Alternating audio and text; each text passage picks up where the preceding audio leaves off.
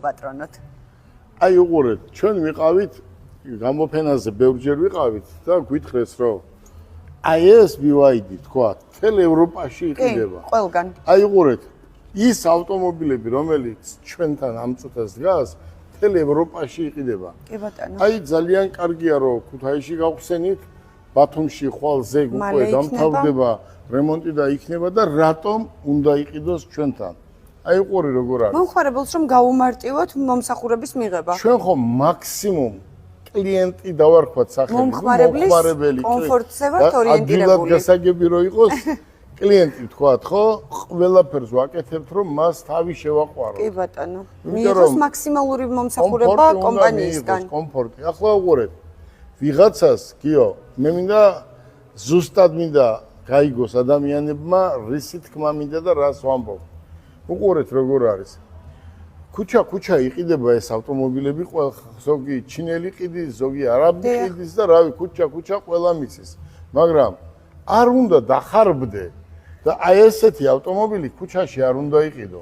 აი 3 დღის უკანდელი ნაყიდი ავტომობილი დგას ახლა ჩვენთან და პროგრამას წერენ, ხო? ბჭო, ხო იცი რომ ეს ამ მანქანაზე მე მისახედია და დღეს თბილისში მე არ ვიცი ახლა ისეთი პასუხისმგებლობა არის ეს რომ მანქანას რო გაყიდი მე უნდა მოემსახურო ხო? რა თქმა უნდა. და ახლა რომ მიხვალ და იცი რა მე იმიტომ მოგეცი ამ ფაში რომ მე შენ მიხედე შენ საქმეს. მიხედე როგორ მიხედავ შენ? დიაგნოსტიკა შენ არ გაქვს. ნაწილი შენ არ გაქვს, პროგრამა არ გაქვს, როგორ უნდა მიხედო ხო?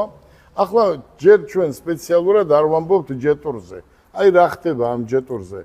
Ai გადაღებილს ყიდიან, დაშპაკლულს, საბუთი თურმე ერთი სხვა არის, ერთ ადგილზე აწერია მანქანას ერთი ვინ-კოდი და მეორე ადგილზე აწერია სხვა ვინ-კოდი.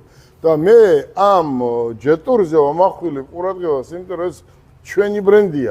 და თუ სადმე ვნახეთ მსგავსი რამე, ამას გავაჟღერებ და თვითონ ქარხანასაც მივწერთ და სათაო ოფისაც ესე ხო არ არის რომ უნდა აი უყურე რა არის პროფესიონალი როცა რა ხარ და ანები ამ საქმეს თავი ხო შენი საქმე არ არის კი პური უნდა აცხოს პურის ცხობელმა ყველამ უნდა აკეთოს თავისი საქმე აი შავი ფერი ქალბატონო თათული შავი ფერი ეს ახალი რუხი ყველაზე ტრენდული ფერი თეთრი ფერი 2024 წლიდან ავტომობილებში ეს ახლა არის 26 წლის მოდელი. კი ბატონო. 610 კილომეტრი და რა ვიცი ახლა.